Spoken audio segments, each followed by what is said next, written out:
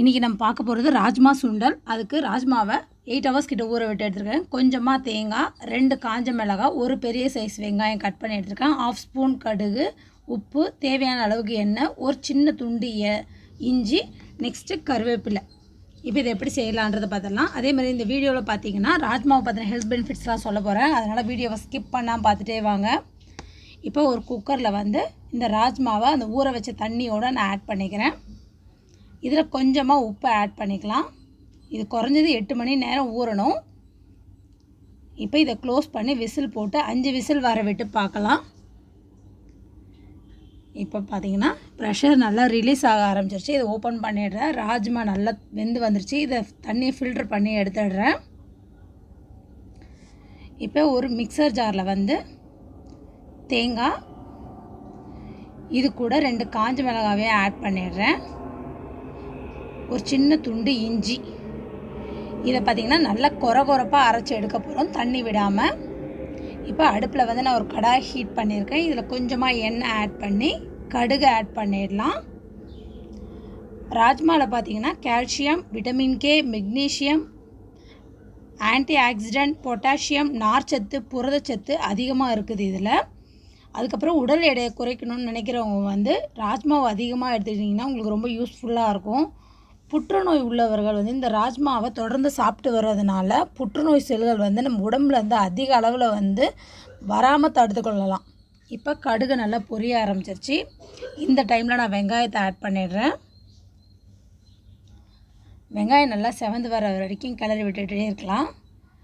இது கூட நான் கருவேப்பிலையும் ஆட் பண்ணிடுறேன். ராஜ்மா சாப்பிட்டு வர்றது மூலமாக நம்ம உடலில் உள்ள கெட்ட கொலஸ்ட்ரால்லாம் குறைக்கிறது. ஹை பிளட் ப்ரெஷர் லெவல் இருக்கிறவங்க ராஜ்மாவை சாப்பிட்டுட்டே வந்தீங்கன்னா கண்ட்ரோலாக இருக்கும், கரெக்டாக ப்ரெஷர் லெவல். நெக்ஸ்ட்டு ராஜ்மாவை தொடர்ந்து சாப்பிட்டே வந்தீங்கன்னா நினைவாற்றல் அதிகரிக்கிறதுக்கு நிறைய வாய்ப்புகள் இருக்குது. அதுக்கு பிறகு என்னென்னு பார்த்தீங்கன்னா ராஜ்மாவில் கால்சியம் சத்து அதிகமாக இருப்பதனால மூட்டு வலி பிரச்சனை வராமல் தடுக்குது. சின்ன வயசு ஆளுங்களுக்கு கூட மூட்டு வலி பிரச்சனை இப்போ அதிகமாக இருக்குது. இந்த ராஜ்மா சாப்பிட்டுட்டே வந்தீங்கன்னா இளம் வயதினருக்கும் அந்த மூட்டு வலி பிரச்சனை இல்லாமல் இருக்குது. இப்போ இது கூட நான் இந்த ராஜ்மாவையே ஆட் பண்ணிடுறேன். இப்போ இதை கொஞ்சம் லோ ஃப்ளேம்லேயே வச்சு நல்லா மிக்ஸ் பண்ணி விட்டுடலாம் ஒரு 2 செகண்ட்ஸ் கிட்ட. இப்போ இதில் நான் கொஞ்சமாக உப்பு ஆட் பண்ணிக்கிறேன். ஏன்னா நான் வேக வைக்கிறப்ப பாதி அளவுக்கு தான் நான் உப்பை ஆட் பண்ணேன். இப்போ இதை மீதி ஆட் பண்ணி நல்லா மிக்ஸ் பண்ணி விடலாம். இது எலும்பு தேய்மானம் ஆகாமல் பாதுகாக்குது. சுகர் பேஷண்ட்டுக்கு இது ரொம்ப நல்லது. இது நம்ம அரைச்சி வச்சுருக்க தேங்காய், காஞ்ச மிளகாய், இஞ்சி இதோடு நல்லா இதை மிக்ஸ் பண்ணி விடலாம். லோ ஃப்ளேம்லேயே வச்சு ஒரு 3 மினிட்ஸ் கிட்ட நல்லா மிக்ஸ் பண்ணி விடலாம். இதில் விட்டமின் B6 அதிகமாக இருக்கிறதுனால நம் தலைமுடி வளர்ச்சி அதிகரிக்க செய்து. இது வயது முதிர்ந்த தோற்றம் வராமல் நீண்ட நாட்களுக்கு இளமையாக வாழறதுக்கு இது ரொம்ப யூஸ்ஃபுல்லாக இருக்குது. அப்புறம் நெக்ஸ்ட்டு பார்த்திங்கன்னா நோய் எதிர்ப்பு சக்தியை அதிகரிக்க செய்து.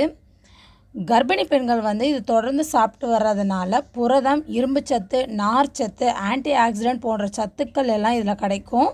நெக்ஸ்ட்டு வயிற்றில் வளர்கிற குழந்தைக்கு ஃபோலிக் ஆசிட்ன்ற சத்து ராஜ்மா மூலம் அதிகமாக கிடைக்குது. அதே மாதிரி இது பார்த்திங்கன்னா இது அதிக வாயு, அதனால் இது ரொம்ப அதிகமாக எடுத்துக்காமல் லிமிட்டடாக எடுத்துக்கோங்க.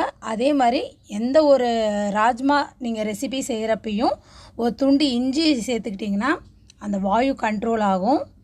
இத்தனை ஹெல்த் பெனிஃபிட்ஸ் இருக்குது. இதை கண்டிப்பாக ட்ரை பண்ணி பாருங்கள். அவ்வளோதான், ரெடி ஆகிடுச்சு ராஜ்மா சுண்டல். ட்ரை பண்ணி பார்த்துட்டு கமெண்ட் பண்ணுங்கள். என்னோடய வீடியோவை லைக் பண்ணுங்கள். என்னோடய சேனலை மறக்காமல் சப்ஸ்கிரைப் பண்ணுங்கள். நன்றி, வணக்கம்.